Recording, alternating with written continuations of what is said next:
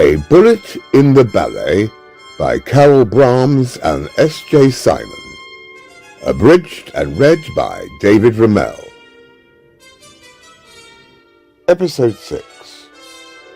With yet another victim in the Petrushka murders, Detective Inspector Quill now realizes he's taken a wrong turn.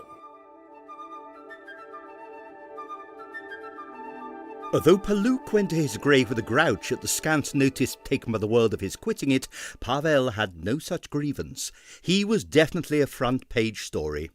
The murder of two dancers in the same ballet, in the same role, at the same theatre within 4 days of each other roused the press to a height of enthusiasm that had never been reached by their performances in it. The regular ballet critics were gently brushed aside, and ace crime reporters rushed out to take their place. They did their job well. From the masterly scare lines, a bullet in the ballet, another clown dances to death, through pulsating paragraphs, still lifeless with a slow red patch seeping through his blouse, the clown lay dead, Pavel Bunia would dance no more. To a highly imaginative picture of a vengeful Stroganoff vowing to give up a vodka till he had laid the murderer by his entrechat. Oh, it was a lovely story. If Pavel had had any complaint, it could only have been that his dancing abilities were not noticeably stressed. And then, their appetites still unappeased, they all turned up at the inquest on Anton Palouk.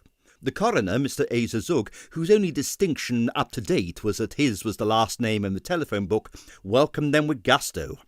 This time he felt he had definitely put one over on a certain colleague. Now he, as a Zug, had the opportunity to get some of his own observations on the front page. The court was packed. 50 happy reporters and a complacent coroner did much to dissipate the formal atmosphere that is so much in evidence on these occasions. While it could not be called a fashionable inquest, eccentric describes it admirably. Poor Mr. Jones of Muswell Hill, not the one you know, who never missed an inquest, found himself to his annoyance pushed against the wall next to a young man sporting a perfume that even his wife would not dream of using. In the well of the court an ostrich feather waved magnificently. "Oh, it is hot," said Arienskaya, and Putik, taking over the fan, waved eloquently. "This reminds me," he said, "of Salome." It was a fascinating theme. "Oh, and I dance her in Monte Carlo," began Arienskaya to Stroganoff. But Stroganoff was oblivious. He had many other things to think about. His finances seemed to be improving, the house would be packed tonight and the night after. But who would dance Petrushka on Wednesday week to Benoit himself if he come? He had not had time to have his lemon tea this morning. Navajno was looking around the court hopefully. These people who had been so obliging yesterday, here they all were. He must talk to them again. Happily, he fingered his diminished cheque-book. A frantic usher was telling Quill that he had been quite unable to keep the witnesses out of the courtroom. Quill felt heavily responsible for Pavel's death. If he had not yielded to Stroganoff's blandishments, Pavel would still have been alive. On the other hand, it looked now as though he would once again have been arresting the wrong man. And yet the evidence against Pavel had been convincing enough. The revolver, the motive and the time lag all fitted in. Even his murder could not absolve him entirely of suspicion, but it certainly shook Quill's faith in his guilt. Last night had not been pleasant. The snarl had been far from sympathetic. Somebody, one of the many people that had passed behind the booth, had parked a gun against it, shot Pavel and left the gun beside it. The gun had been promptly identified by Stanley as his own. He had missed it yesterday, but had gleefully decided not to present the police with his own clues. No mystery at all as to how the murder was done, only who did it.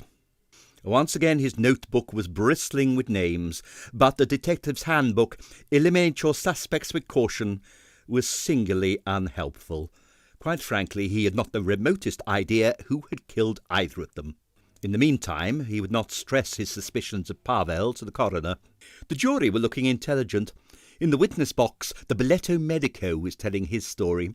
He showed a slight tendency to dwell on artistic details, and the coroner, in blissful ignorance of what was coming to him later, was under the impression that he was faced with a difficult witness and was handling him extremely well. He was shocked to learn that the body had been moved at Stroganoff's orders before the police arrived, and made up his mind to deal faithfully with that witness when he came up. He plied the Ballet-Medico with questions. How did he come to be summoned to the corpse? No public appeal for a doctor had been made to the audience. I was called by Mr. Stroganoff's secretary. How did he know you were present? Everybody knew, said the Ballet-Medico with pride. I'm always present at the ballet premiere. I've been present at every ballet premiere, bar one, for the past 15 years.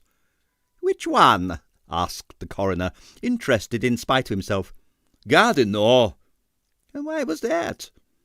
Navashno, too, was on his feet, hotly demanding an explanation. It was his ballet. I was down with flu. All right. Navashno, obviously relieved, subsided into his seat. For just a moment, I fear it is because you do not admire my work. I don't, said the Ballet-Medico. Navashno leapt to his feet again. Order was restored with difficulty. The police surgeon who followed struck a more formal note. His evidence was a model of what evidence should be, cold, curt, and precise. Nobody listened to it. Following him, Quill confined his evidence to an outline of fact, and refused to allow the coroner to lure him into theorising of any kind. A dull witness, thought the disappointed coroner. He brightened slightly as Stroganoff took the stand. This one looked much more promising. You are, he said, speaking very distinctly, as one must when speaking to someone who probably does not understand English very well. Vladimir Alexander Stroganoff? But of course, said Stroganoff, surprised. You are the proprietor of the Stroganoff Ballet, at present performing at the Collodium Theatre.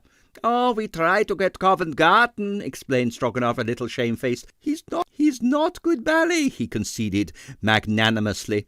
Maybe some day we go into partnership. On the night of the 6th, said the coroner firmly, you gave a performance of a ballet called Petrushka. In this ballet, Anton Palouk was found shot. Yes, I know already, said Stroganoff wearily. I understand that it was at your orders that the body was moved from the stage before the police arrived.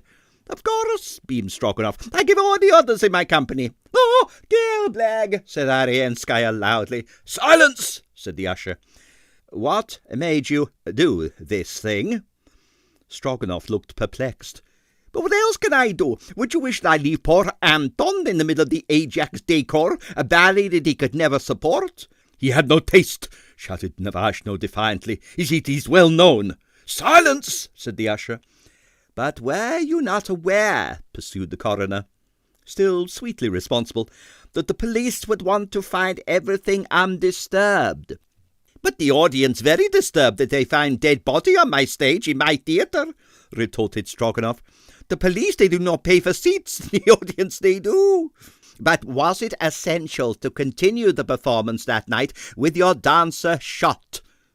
We do not continue the performance yesterday after Pavel died, said Stroganoff, and look what happens. Many people try to get their monies back.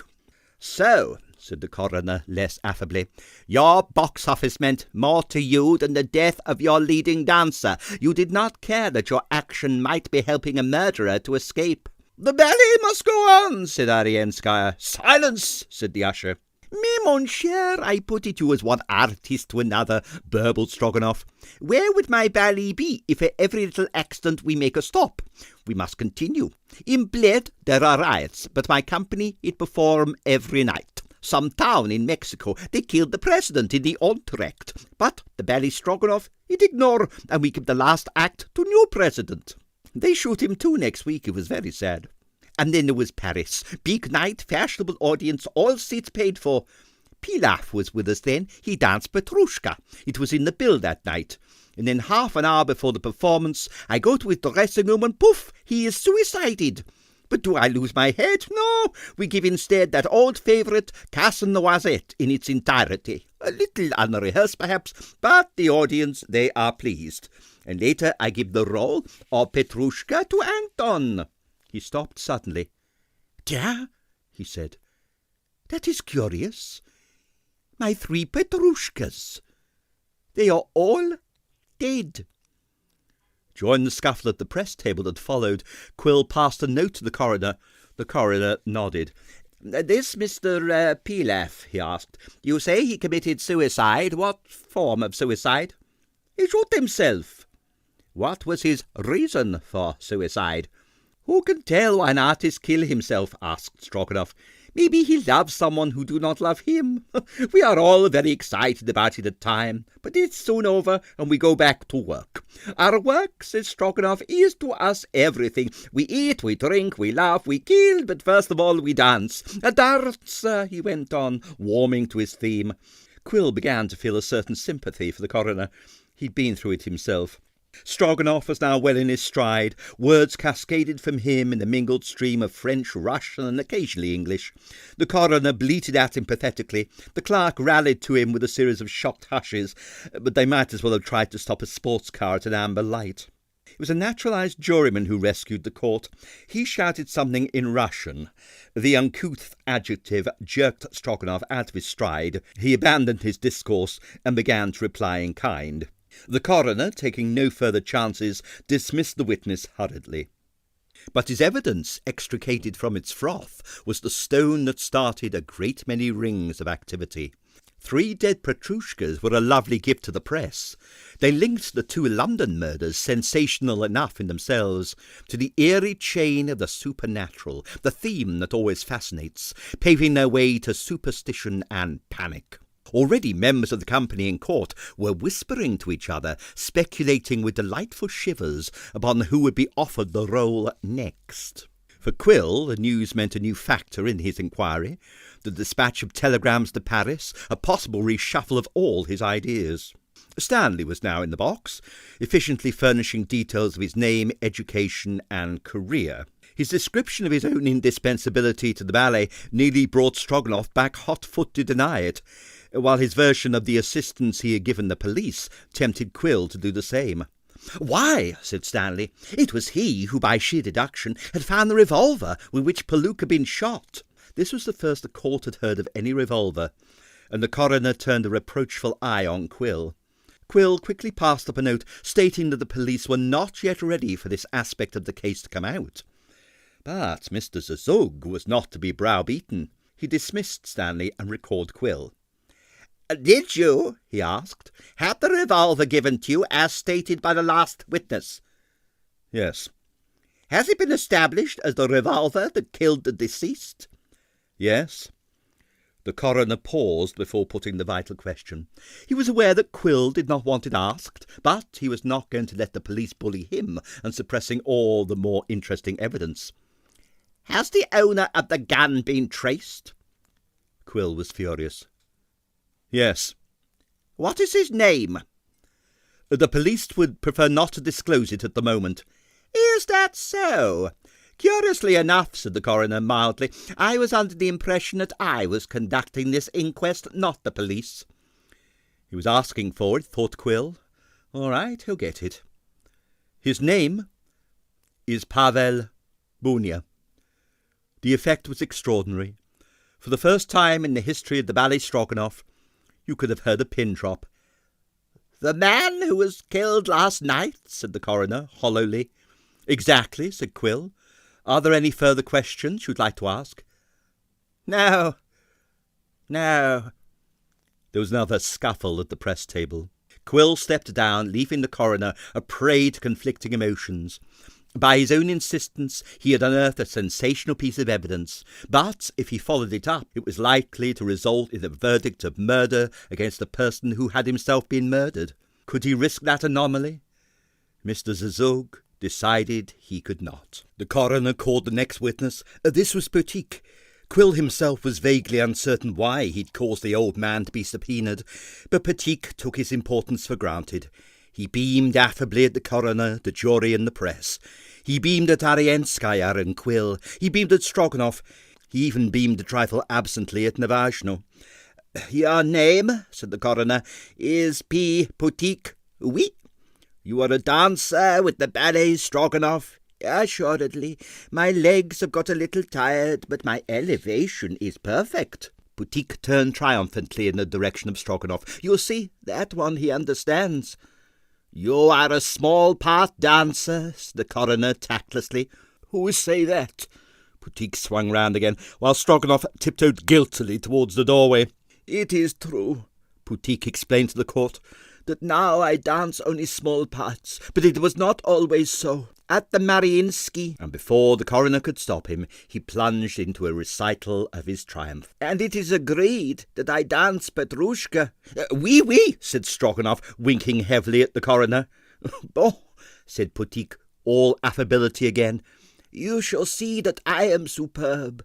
You come too," he invited the coroner. "You nice man, I give you a box." The coroner intimated that he'd like to ask Putik a few questions. Putik graciously permitted it. His answers were a little vague. He may have been on the balcony that night, but next week he was dancing the main role. Had they not heard? He was anxious to help the court, but his role, it must come first. He and Wozdechovsky. He was a very tired and disgruntled coroner who eventually addressed the jury. The inquest had not proceeded on the lines he'd visualized.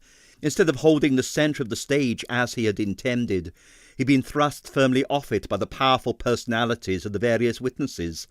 Instead of handling the witnesses had, for the most part, handled him. And as for investigating the cause of death, the only time he'd come across anything promising, he was brought to a full stop by the murder of the suspected person. In fact, he was robbed of everything save the prosaic direction to the jury to bring in a verdict of willful murder against a person or persons unknown. This he did, skating carefully over the thin ice of the discovery of the revolver. The jury duly obliged.